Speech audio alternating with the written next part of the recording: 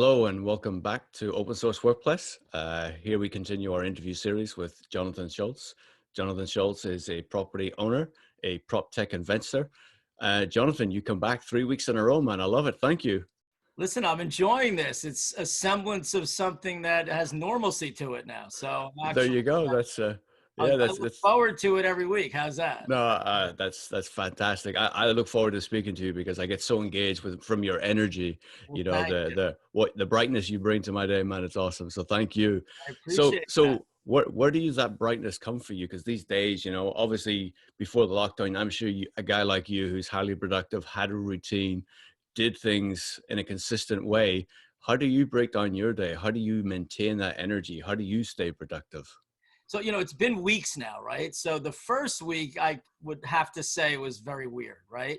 You didn't know what was going on. It was sort of like, surreal, overwhelming, and, you know, hard to understand actually. But I told myself, I don't want it to stay that way, right? I think in life, the only thing that we actually have control over is our thoughts, how we think. So I said to myself, what am I going to do now, knowing this is more of a longer term experience to create some sense of normalcy, productivity, just feeling good, like feeling happy.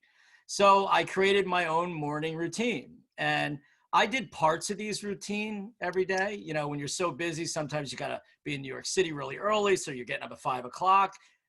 I don't have that. So there's no excuse. So I pretty much, I wake up. I try not to look at my phone for the first half hour, which definitely helps me. I come down to my little home office and I do 10 minutes of meditation. I go right to a cardio exercise after that. I do 30 to 50 minutes a day. That to me has been the most extraordinary experience as far as feeling energy. The meditation's great, but then the combination of the both is amazing. And then I journal for 3 to 5 minutes, just get my head clear with ideas of what I think I'm thinking about or what I like to do. And then I've made a list of people I have not spoken to or that just pop in, and I'm making 3 calls every morning before I start anything having to do with business or work or what I think productivity is. So I've been doing that now for 2 weeks. I feel like I know what I have to do when I wake up. And I'll tell you that not looking at the phone in the morning is really powerful. I mean, when I used to, in pre-COVID, I used to, first thing, pick it up and your brain just starts, rambling, running, it gets you into this weird state. So I definitely feel, even when this is over, hopefully I continue with the rest of what I'm doing because it really actually does make me feel good. I think that phone thing is going to be a very important thing that I continue on no matter what. No, I love that. And I love the micro goals. I love that fact of 3 people calling them, just have a chat. How are you? Just touching base with people. It's what keeps us going, I think. Just that social interaction. We call this social distancing, but actually it's physical distancing. We Yeah. have to ensure we continually keep that social distancing. On the phone thing, I don't know about you, but I find not looking at the phone in the evening to give myself an hour or 2 hours before I go to bed, not looking at the phone, is a huge help for me. So I don't know if you practice that or if it's just the morning you sort of have that discipline. I do. I shut it down at a certain time. I used to keep it by where I sleep, and now I put it where it's not where I sleep. And it makes all the difference in the world. We are so used to like grabbing for it. It's like a third limb, right?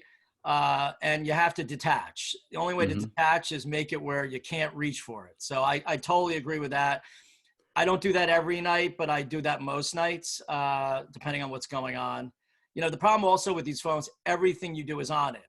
Besides your email, listening to books, music, YouTube, these social platforms have overtaken how we consume data, information, entertainment. So, they were built that way for a reason. So They were. yeah, going back to in life, the only thing you can choose is how you think, and how you think creates your reactions to how you go about doing what you think about. So you got to make, concerted effort in my mind to do these little things. And then that gives you a source of accomplishment.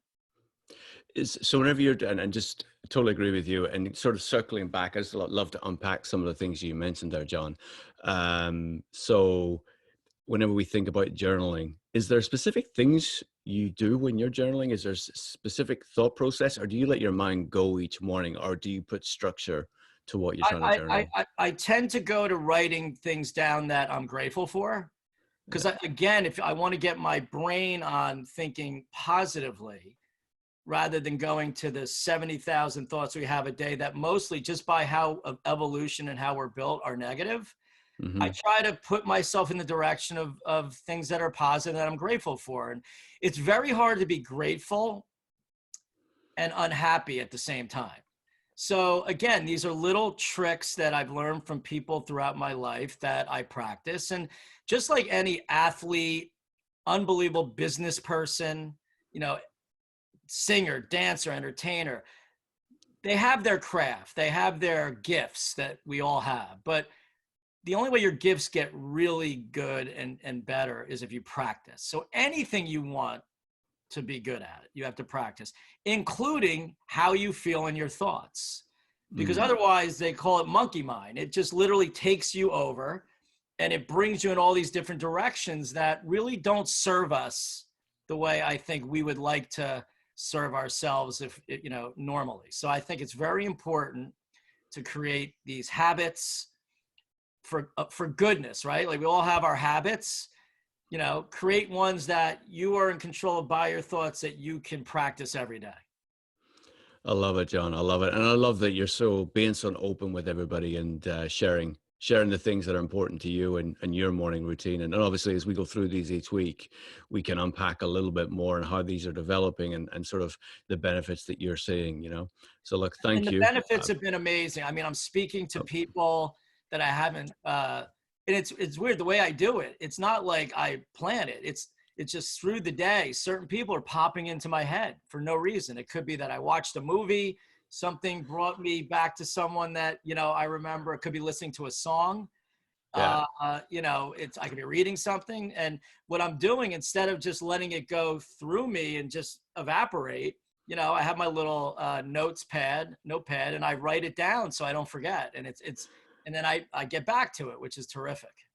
I love it. I love it. And I actually see in your face, John, as you tell the story, you just lighten up. It's so wonderful to see how much it means to you, and it is. And I'll tell you a little story. There's a colleague of mine who no longer works at NASDAQ. He's at another organization, and we used to go for a coffee regularly once a week. He used to always have peach tea, and during this pandemic, I actually realized I had a peach tea in my cupboard. So I just took a picture of it and sent it to him, and it's just those little moments, those little things where you get to remember the relationships and those connections and take an action on them, right?